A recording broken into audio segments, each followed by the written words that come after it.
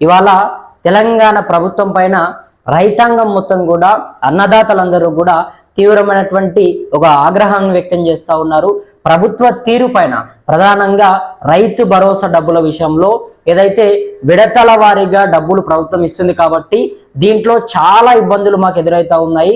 గత ప్రభుత్వం అంటే బీఆర్ఎస్ పార్టీ అప్పట్లో కేసీఆర్ ఉన్నప్పుడు ఇటువంటి ఇబ్బందులు ఏమాత్రం కూడా మాకు రాలేదు.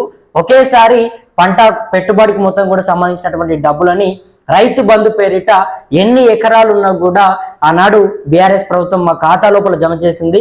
కానీ ఇవాళ కాంగ్రెస్ పార్టీ అంటే మాతో ఆడుకుంటా ఉంది, మమ్మల్ని ఇబ్బందులు పెడతా ఉంది, నానా అవస్థలు పడతా ఉన్నాము, తెచ్చినటువంటి అప్పులకు మిత్తులు కట్టాలి, డబ్బులు పూర్తిగా కూడా అప్పులు చేసే పంట పొలాల్లో విత్తనాలైనా యూరియా అయినా ఎరువులైనా ఏవైనా కూడా తెచ్చే ప్రయత్నం చేశాం. కాబట్టి మరి ఈ రైతు భరోసా డబ్బులైనా ఒకేసారి వీళ్ళు ఇస్తే వాటిని తెచ్చినటువంటి అప్పులన్నీ కట్టుకుందామంటే ప్రభుత్వం మా పైన కనీసం కనికరం చూపట్లేదు అని చెప్పేసి రైతాంగం అందరూ కూడా ఆగ్రహం వ్యక్తం చేస్తూ ఉన్నారు. ప్రభుత్వం పైన చాలా చాలా సీరియస్ అవుతున్నటువంటి పరిస్థితి.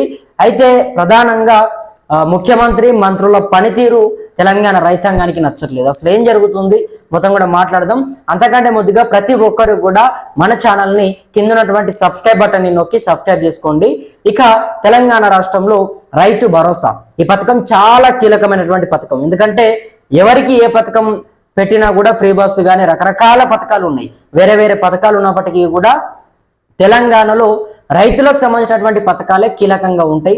మరి అందులో భాగంగానే రైతు భరోసా అంటే చాలా మంది రైతులకు కూడా భరోసాగా ఉంటుంది కావచ్చు అని చెప్పేసి అందరూ అనుకున్నారు.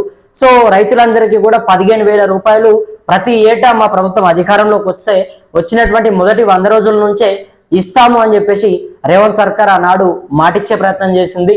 మరి ఇచ్చినటువంటి మాటని తప్పిన తర్వాత ఏదైతే 15,000 కాస్త 12,000 చేసి ఏటా 12,000 రూపాయలు ఇస్తామని చెప్పేసి చెప్పింది. సరే ఆ 12,000 అయినా సమయానికి ఇస్తా ఉన్నారంటే లేదు. రైతులు మొత్తం కూడా నానా అవస్థలు, రైతు భరోసా కోసం వాళ్ళందరూ కూడా వాళ్ళ కళ్ళల్లో ఒత్తులు వేసుకొని మరి ఎదురు చూడాల్సినటువంటి పరిస్థితి. వాళ్ళందరూ కూడా చెప్పులు అరిగే విధంగా అధికారుల చుట్టూ తిరగాల్సినటువంటి పరిస్థితి. మరి మొదటి విడతని సిద్దిపేట జిల్లాలోని నర్మెట్టలో జరిగినటువంటి ఆయిల్ ఫ్యాక్టరీ ప్రారంభోత్సవంలో ముఖ్యమంత్రి రేవంత్ రెడ్డి మొదటి విడత రైతు భరోసా డబ్బులని విడుదల చేసే ప్రయత్నం చేశారు. అందులో భాగంగా 3,590 కోట్ల రూపాయలు కూడా వచ్చినాయి ప్రతి వారికి కూడా. అంటే